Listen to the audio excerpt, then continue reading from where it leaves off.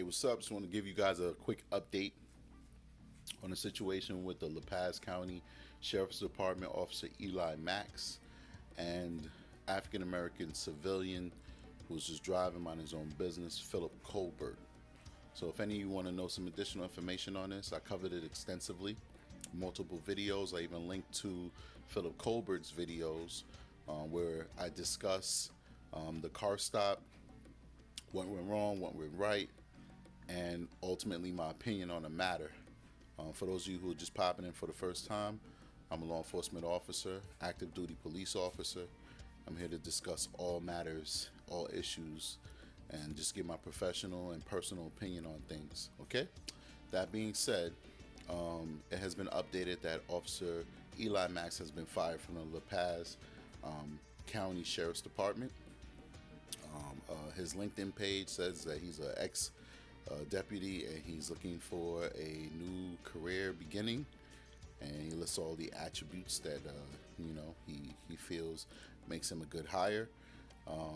Multiple articles also confirm this from reputable news sources, and that's it. He was terminated from his job. So just want to give you guys that quick update. Also, I updated a little while back that Eli Max has also received a settlement. I think it was for $50,000 for the unlawful stop. And just real quickly, because we're only a minute and a half in, so we got a couple more minutes. Basically, Eli Max was a deputy and he pulled over Philip Colbert. Philip Colbert didn't speed, didn't make an illegal turn, didn't have any headlights or rear lights out, anything like that. He just pulled over, and Eli Max continuously and relentlessly accused him of being on some type of drug and or actively possessing and using narcotics. You can clearly see from the video that Mr. Colbert is very well put together, did not look intoxicated in any way. Mr. Max was basically trying to get him to admit to do something that he didn't do, and he refused.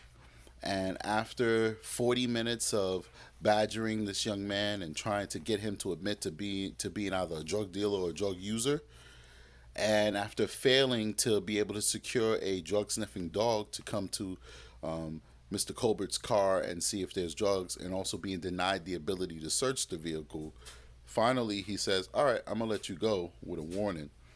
And he just lets this guy go that he was so adamant about him having illicit and illegal narcotics. So it was a very weird stop to see as a police officer, as a trained and experienced police officer. It was very odd for me to see the interaction that Mr. Max had with Mr. Colbert.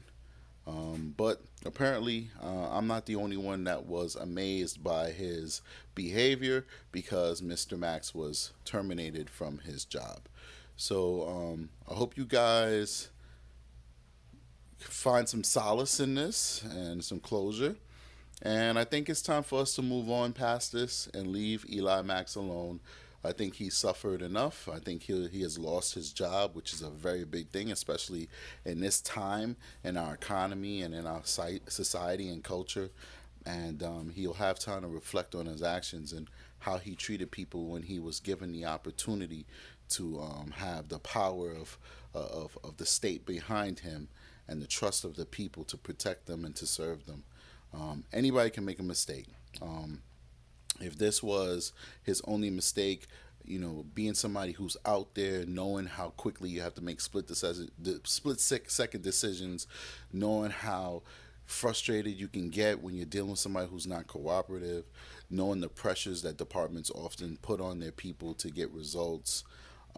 If it was a one-time thing, I would definitely say, hey, this guy needs to be retrained, and an apology needs to be given to Mr. Colbert, and let's see if we can move on past this. Unfortunately, this is something that Eli Max had done for a long time to a lot of people, and it basically was violating their constitutional rights. And if you're a repeat offender on violating somebody's constitutional rights, then you need to suffer the consequences. Once again, I'm big on forgiveness. All right, maybe it's my own self interest that I'm big on forgiveness because I am in a high profile, wide open spot where I could make a mistake. Anybody can make a mistake, okay? It's easy to armchair quarterback, to be in the back seat and tell people how to drive, and you're not in a situation where your adrenaline is at 100, your fear factor is at 100, and you're trying to mix all of that with your training to get the best outcome possible, and you make the wrong decision.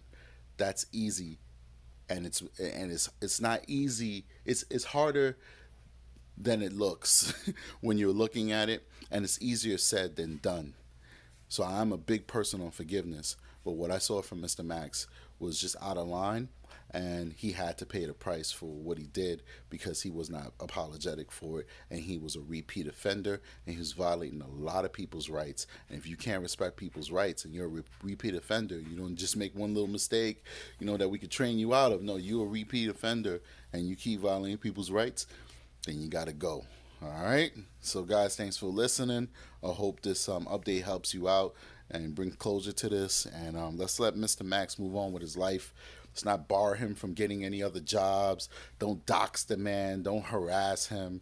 It's over. He's not a cop anymore. Thank God. And we move on. And we continue to try and make our society a more just and fair society, one day at a time, step by step. And we do it together. All right, guys? Peace.